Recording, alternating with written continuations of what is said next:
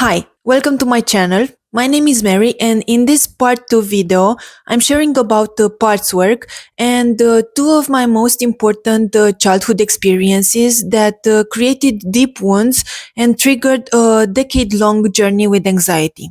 Trigger warning: if you are suffering from severe anxiety or health anxiety, this video might be triggering for you. So instead, you can ask someone to watch it for you and then tell you the most important lessons that they learned from this video because it's very important to know. Okay, so continuing.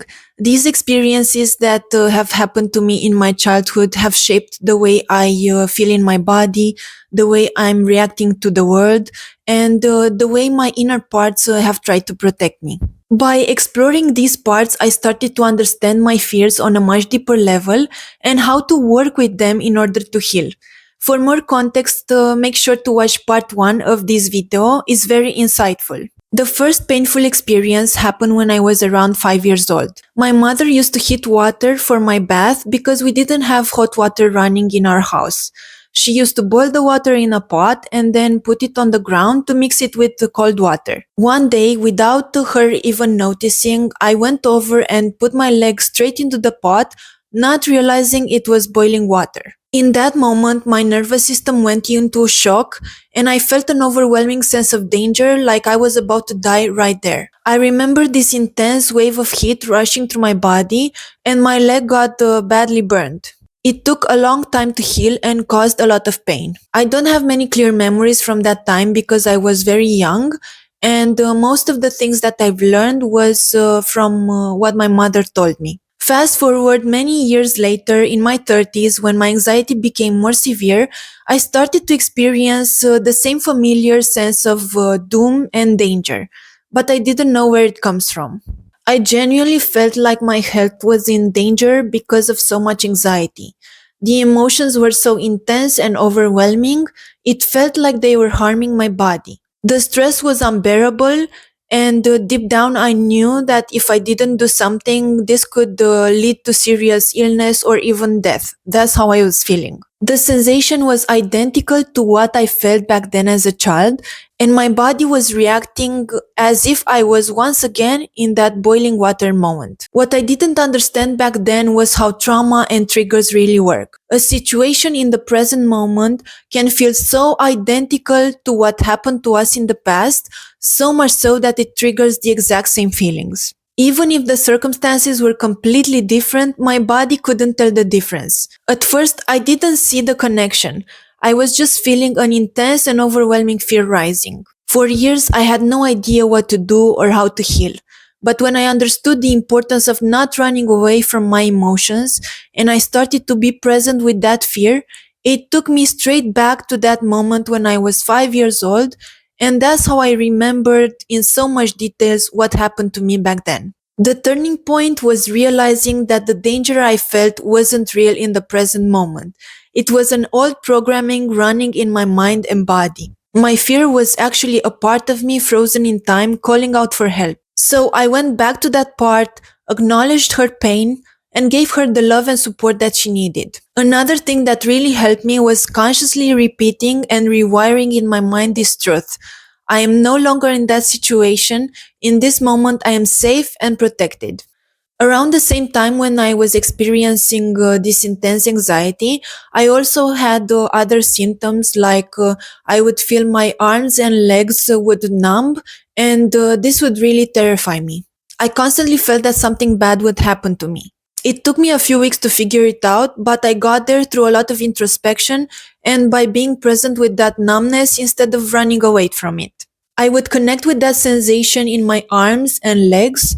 I would put my attention on it, and by accepting it unconditionally, by being present with it, I noticed that a feeling would rise up in my heart, a sense of being attacked. That's when I realized something amazing, that this trigger was an incredible clue, because if I healed the trigger that was coming up in my heart, then the symptoms of numbness would also disappear. I discovered this wound came also from my childhood when I often felt unsafe around my parents. Many times I felt attacked mentally and emotionally, which created a deep sense of insecurity. It felt like I always had to walk on eggshells. My parents weren't bad people, they did the best they could, and they generally weren't physically violent except on a few occasions, but their nervous systems were dysregulated, which deeply impacted my own. I didn't even realize how much this affected me, but in the present moment, the child who felt attacked became my inner attacker seeking help and healing. And this exact part manifested under other symptoms, like the fear of breathing, the fear of choking while I was eating, or later, the fear that other parts of my body would get sick. Professionals might call this health anxiety, but these difficult symptoms led me to another powerful realizations. The frightened child within me, who desperately needed my love and attention, was finding always new ways of catching my attention because I was always running away from or suppressing my symptoms. That's how parts work. And despite all these challenges, it was actually so beautiful and empowering for me to discover this. What worked for me was again rewiring my mind that I'm not in that situation anymore, that this fear is an illusion, and that I'm safe and protected right here, right now. To find out more in depth how to do it, watch this video. 6 steps to reprogram your subconscious mind, stop repeating the past. I also went back in time to my inner child and saved her from that painful situation. You can find out how I did it by watching this other video. Inner child healing that works. Heal the parts of you that are stuck in the past. So this numbness wasn't just a symptom. It was a part of me, an inner protector that believed I was under attack.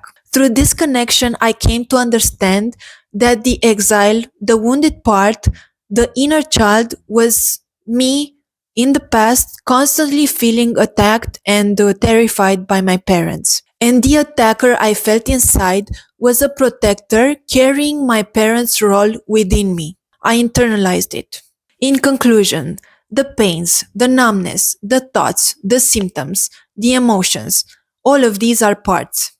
And these parts don't want to harm us. They genuinely want to protect us. The problem is that they are stuck in time and they don't realize that the time has passed. That's why it's so important to connect with them, to be with them, and to help them trust us again, because for so long they have felt ignored, rejected, or pushed away. And when we connect with them, we can lovingly let them know that we are not that 5, 7, 10-year-old child, that we are now adults, and that we are not in that situation anymore. We are not in that house. We are not in that painful moment. That in the present moment, we are safe and protected. And this is the most important part. We can let them know that now we are adults, that we are able to handle life on our own, and that we can become their protector instead. They no longer have to fight, numb, or attack us in order to protect us. They can relax now, and they can take on other roles that they would really enjoy if they weren't burdened with this job. And if you're curious on a more expanded explanation of unburdening the parts, you can check the internal family systems method. I hope you find these examples insightful and that they brought some clarity to you. It wasn't that easy for me to relive the past, to be honest, but I did it in hope that I can help others. Please let me know in the comments if you want more videos like this. I honestly have so many stories that I can share with you. Don't forget to like, share, and subscribe because it really helps the algorithm send these videos to other people who might benefit. Thank you so much for watching. Bye.